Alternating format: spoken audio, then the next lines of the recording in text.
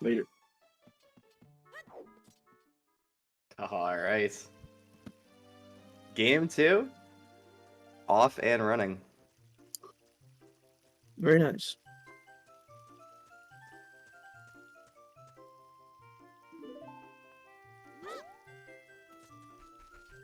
Oh, Torje with a little hiccup there on the house, but covering.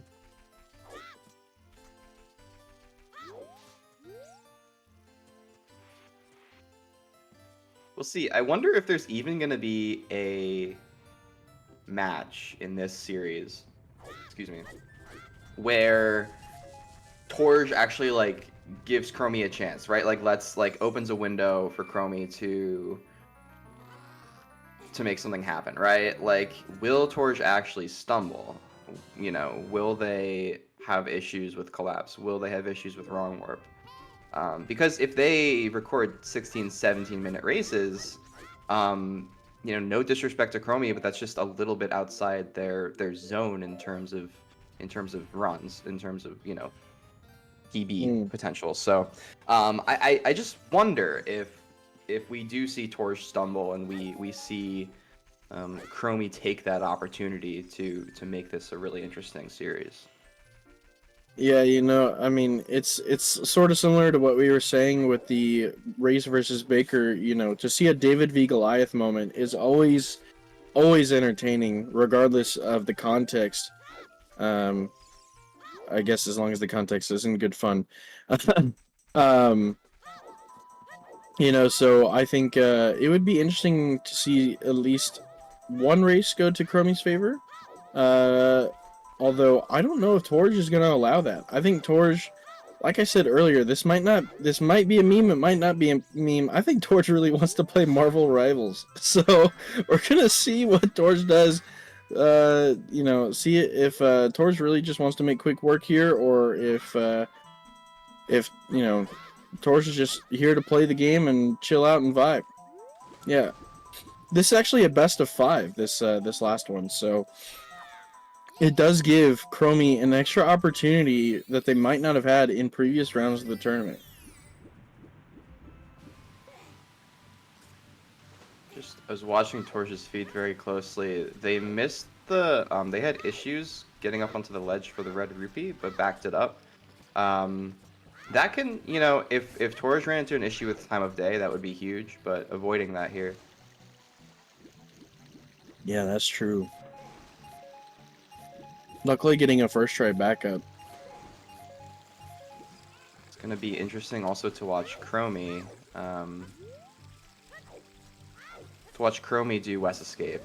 Especially because, oh no, and this is not good. Because they're going for the slower... I don't know if they forgot to grab the ledge or if they were initially going for this method to get the red rupee, but that's going to cost them a lot of time of day. So you're really looking at, you kind of have to hit sorry, not West Escape. You kind of have to hit the West to Kakariko first try here if you're Chromie in order to have hopes of saving time of day, because it's getting dark already. Yeah, I hope they go for the instant jump slash. Not looking like they do, nice. But they do get the jump slash the West first try. You love to see that. Chromie had to hit that right there. Had to hit that right there in order to they keep still this might reasonable. not even make it. No, they're good. They're in there. Oh, they're okay. Very, very close.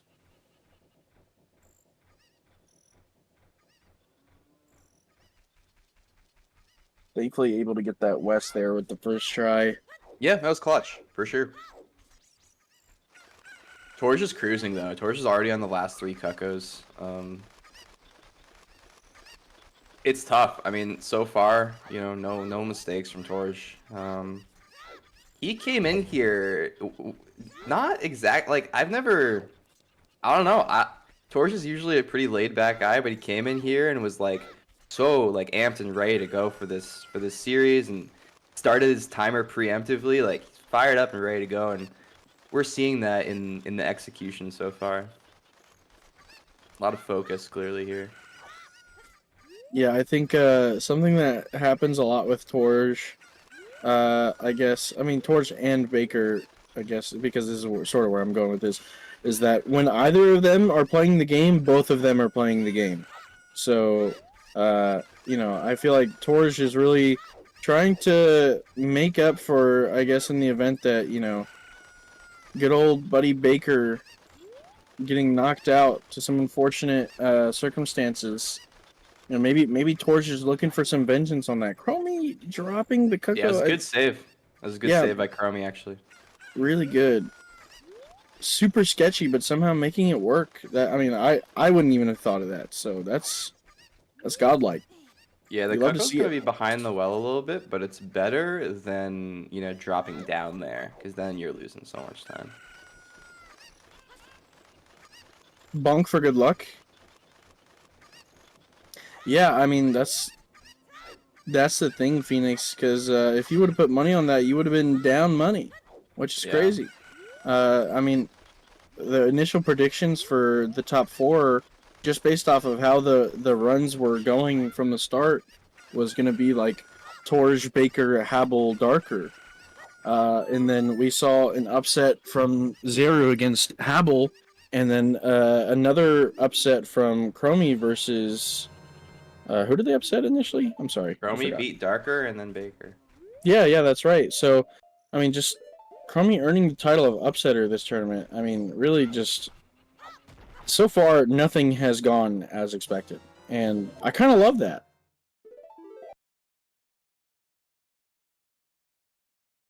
There's the frame. Yeah, massive props to Chromie for, like we said, like just showing up and showing out. We love to see that.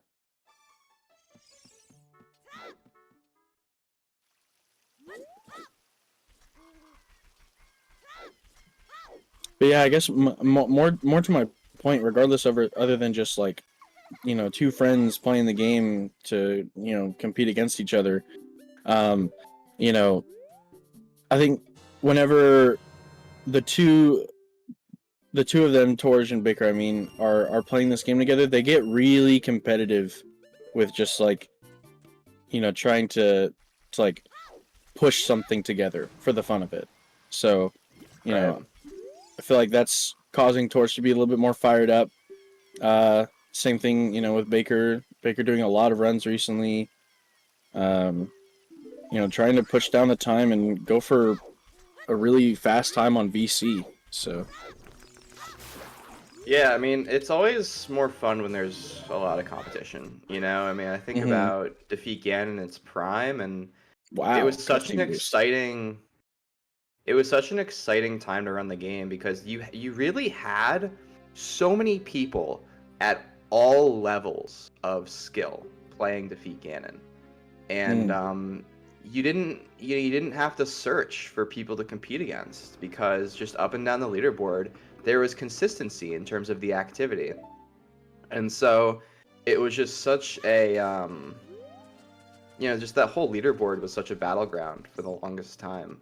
um, I Yeah, think it would I be mean, great if we could somehow have like a category extension space for different versions of this category, that we've seen in the past. I think that would be really cool. yeah, that would be a cool way to sort of extend like the life of this category that we all know and love. I wouldn't even Um, say to extend the life. I would say like like reignite it. You know, like just yeah, to. that's I true. think it would be really good for the game. I think it's something that like I don't know who wouldn't want that. I mean, I know us. I certainly know a lot of people who do want that. So, you Hmm. know, if I think it could potentially, right? I mean, you certainly have a lot of people who are going to want to run, you know, a route similar to this one, a lot of beginners especially. You'll have a lot of people who want to come back to the game, you know, people, you know, like Torres who played in the past, and maybe don't play a lot right now.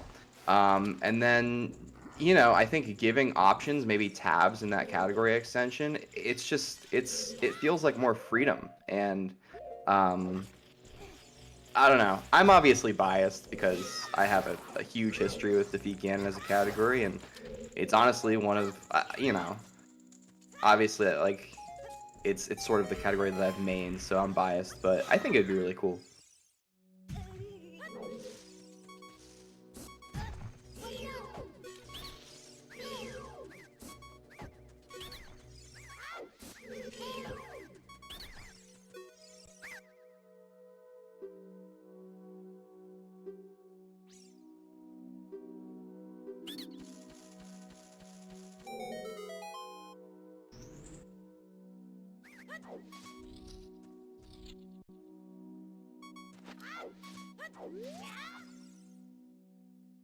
Torje going for wrong warp here. Ooh, a little weird in the corner of the door there, but that's not an issue. Rolling through the middle, giving everyone a heart attack as usual. Yo, space junked in the chat. Hello, hello.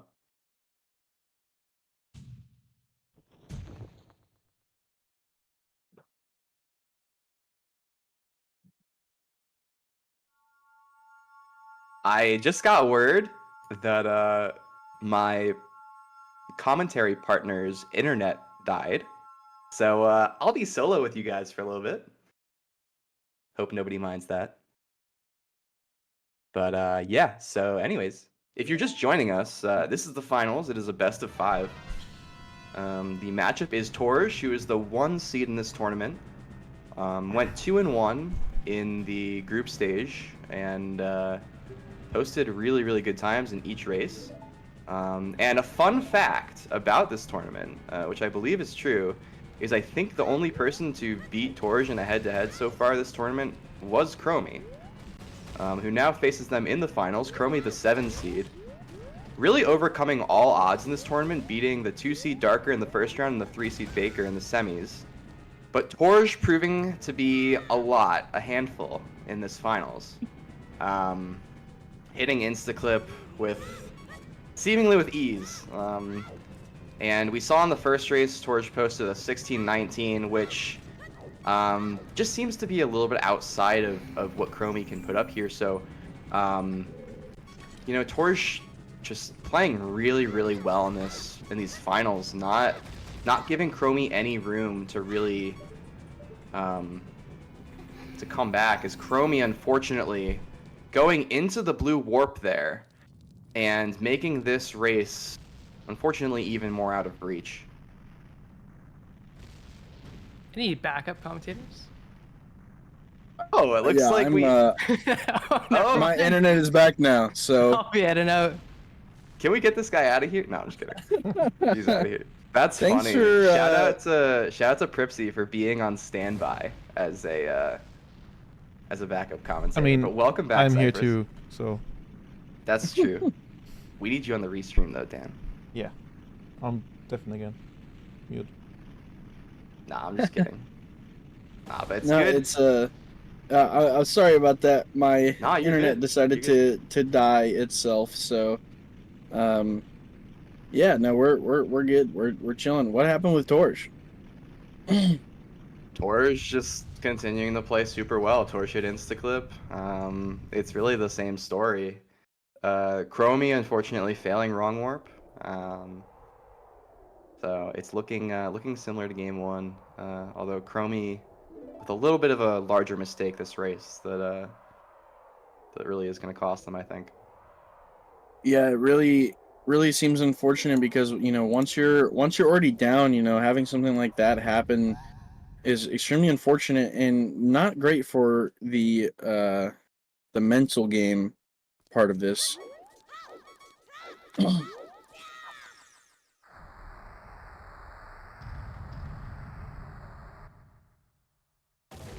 It'll be interesting to see. I mean, you know, again, Torje is, you know, when you're talking about Ganon fights and you're talking about the amount of times that someone has fought this boss in this manner, there's not really a lot of people better. But you know, interestingly, in these tournaments, you run into things that you may not consider in PB attempts. I don't know. Is Torje just laughing a lot right now? Maybe he's a little bit too relaxed. I don't know. You know, I don't think that he's going to run into any issues here, but, you know, these are just things to consider.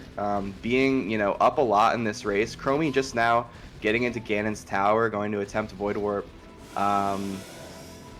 you know, just important for Torje to keep his focus. Yeah, this is true. I think, you know, we might be procking some laughter from Torje with the chat about Marvel Rivals a little bit.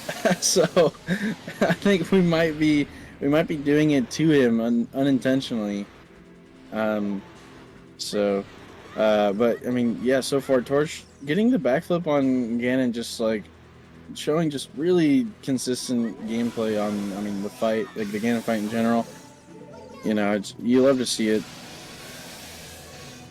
I do think what is good about Chromie in this tournament, from what I've seen, is that it looks like Chromie just doesn't give up. Like at least like from what I've seen, regardless of if they are down or not, they will just keep going, and that is a very commendable thing to have, because I'm not gonna lie to you, as a viewer, as a commentator, as an enjoyer of speedrunning in this game, it is really, really frustrating and also sad to see when people just forfeit or concede, because anything can happen, and regardless of if you weren't on top of your game, we still want to see you finish strong.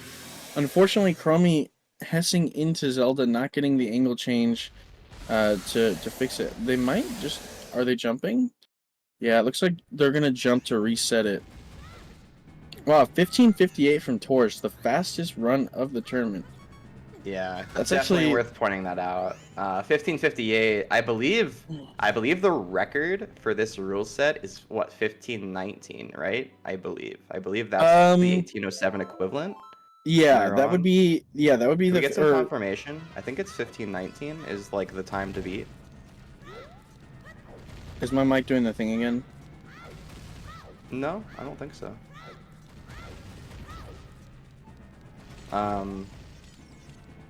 But yeah, I also don't want to lose sight of what we were mentioning about Chromie.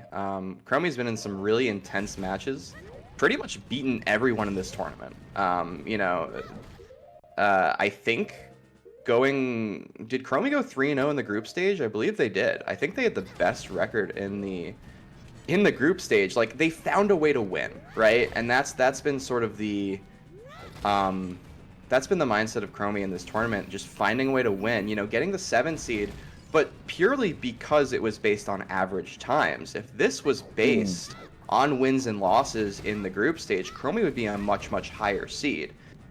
So, you know, it's the consistency and it's that fighting spirit, that perseverance, to not give up, and to, you know what, even though my opponent's going in the Ganon fight and all they have to do is get ISG and kill Ganon, I'm still gonna, you know, even if I'm maybe at the top of the tower, I'm still gonna go for Void Warp, because you never know. We had that race.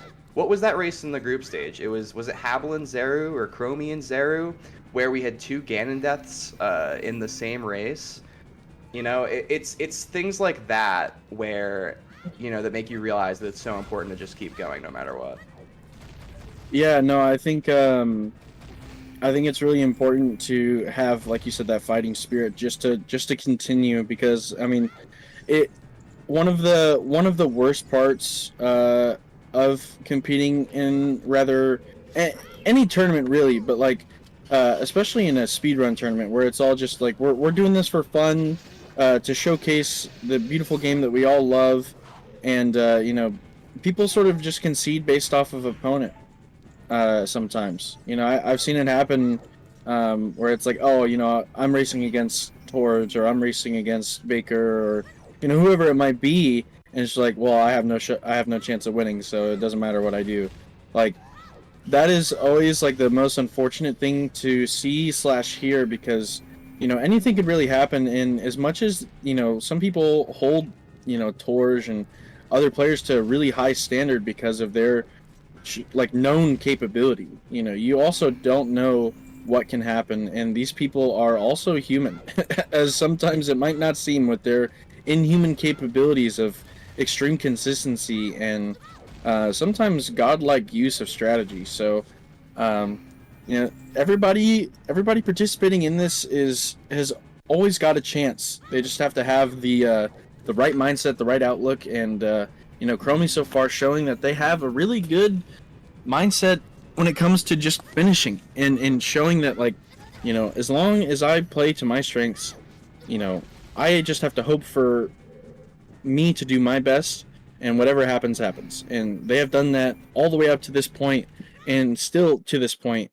And that's what we love to see. I mean, it really is something I'm grateful to see from Chromie. So big shout outs. Tell you, in in any kind of, whether it's gaming, whether it's athletics, there's a different kind of element that comes into the mental aspect of it in a championship, or if you're facing an opponent where you're going, oh snap, like I need to. It becomes not just going by the plan anymore, because for most games, or how you would approach like an exhibition match, you go about your plan. But when you're facing a really, really tough opponent, when you're in a championship, it's not just about that. It's about, all right, if I go by the plan, it might not be enough. It's about unlocking that extra gear, right? And we talked about that for Chromie, but the point that I'm getting to is to tell yourself, to convince yourself that you need to access that gear versus sort of just going by the plan. It's difficult. It's really hard, and there are a select people in this world who can do that, who can have that mindset shift and say, all right, I got to get this done. Yeah, I mean, this is probably a cringe comparison, but Blue Lock really talks about that a lot as like a part of its whole trope within the show. But I mean, I'm just gonna say from like personal experience, uh, when it comes to competing in any sort of tournament setting or anything competitive, facing an opponent that seems like an insurmountable obstacle can really do something to you in one way or another. It's rather going to destroy your ego, or it's going to unlock an entire new you that you haven't seen before. And that is always the most interesting part about stuff like this, because I feel like competition breeds like new things. I don't know necessarily how to say it, but when other people are pushing themselves to the limit and you have the opportunity to compete against them, it really puts you in an entire like new world, like a real focus state, like a flow state, I believe is what they call it. So like, just getting back to that, or I guess more so unlocking that, is something that most people strive to do. And once you're there, you don't really realize it until afterwards, right? So that's the kind of thing that is honestly crazy about competitive gaming, or just like competition in general. To be honest, it is one of the most thrilling things to experience. Chromie dying again, and extremely unfortunate. Yeah, bring out the best in each other, 100%.